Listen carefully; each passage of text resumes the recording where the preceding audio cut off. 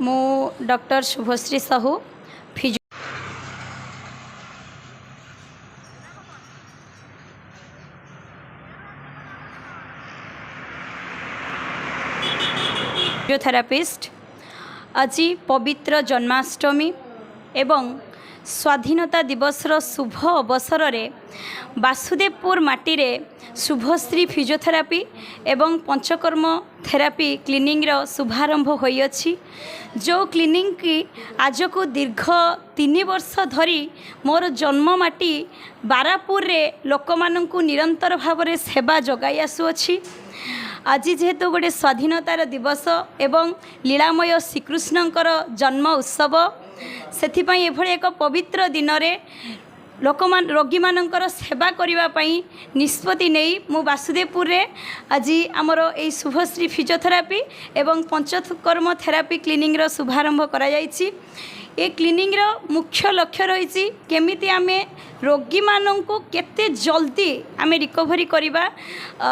सबुबेले आज को 3 वर्ष है चेष्टा जारी रही एवं जारी अच्छी रहिबो मध्य मो पाखक आसुथिबा बा ए क्लिनिक को ए संस्था को आसुथिबा प्रत्येक रोगी केमिति बहुत जल्दी आम मो निजर ज्ञान अनुसार मु सबुबेले चेष्टा करे तांको केते जल्दी रिकवरी करेबी एवं केमिति प्रॉपर वे रे ट्रीटमेंट दिया जिवो।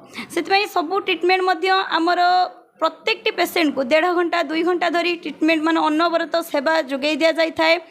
पेसेंट माने एठी के बेस फील करंती जे मो हॉस्पिटल को आछि। एठी सबु पेसेंट को गोटे फैमिली मेंबर भली देखा जाए। समस्ते मोर परिवार मु कहार झीटी है तांको माँ बापा डाकी सेवा करुथाए एवं आमर जो स्टाफ माने मध्य अछंती कहार जेजेबापा जेजेमा डाकी कहार नाती नातुणी होई से माने सेवा जोगाई देई थांती तो काहाकू भाई भौणी डाकी भाई भौणटे मध्य साजी से माने सेवा देई थांती।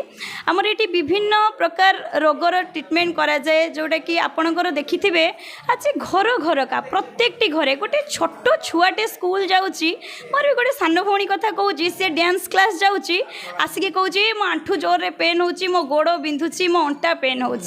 आज डेट रे आमर जीवनचर्याटा एमती हो जाए आमर खाद्य पेय बासस्थान एते आम परिवेश एते कलुषित हो जाए एते पॉइजन हो जाए तेणु माने मो छोट पिलाटे आज जन्म है बेलू से पेन रे शिकार होछि।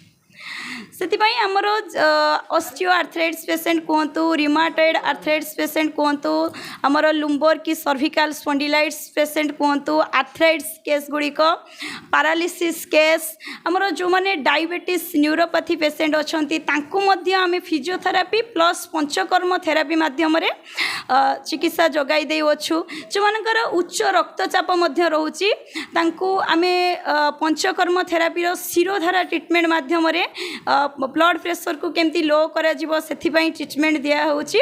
आमर एठी फिजियोथेरापी संगे संगे आमर तो फिजियोथेरापी रे रहउची एक्सरसाइज थेरापी इलेक्ट्रोथेरापी लेजर थेरापी ता सहित आमे मध्य पंचकर्म थेरापी रे नहींचु जोटा कि बस्ती ट्रीटमेंट शिरोधारा ट्रीटमेंट बमन विरोचन मूर्ख प्रकालन पाद शोधन विभिन्न प्रकार ट्रीटमेंट एठी नहींचु। आम एठारे योगा थेरापी मध्य जो माने भी शिखिबा सकाळू चाहिए मॉर्निंग रे आसिक योगा तांको मध्य योगा थेरापी रो सेवा जोगाई दिया जिवो।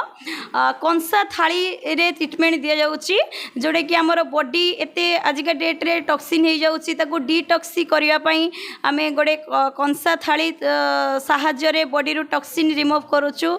आम एटारे साउना बाथ दउचु स्टीम जोटा कि बॉडी को रिलैक्सेशन करिया पई आ बॉडी को डिटॉक्सी करिया पई दिया जाउची।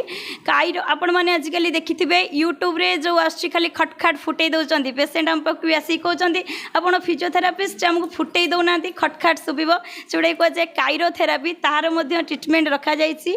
आकुप्रेशर ट्रीटमेंट रो मध्य एटारे दिया जाइछि एवं ड्राई नीडलिंग पाखुरु स्टार्ट करी आकुपंक्चर नीडलिंग कपिंग थेरापी भी दिया जाउची। कपिंग थेरापी रे हमर ड्राई कपिंग रहउची वेट कपिंग जोटा कि हिजामा ट्रीटमेंट कहउचंती लोक जो कहउचंती आमे यूट्यूब रे देखुछु खाली छुंची फुडी दे कि ब्लड बाहर कर दउचंती सेटा हिजामा ट्रीटमेंट आउ फायर कपिंग सब प्रकार ट्रीटमेंट हमर एठी रहिची।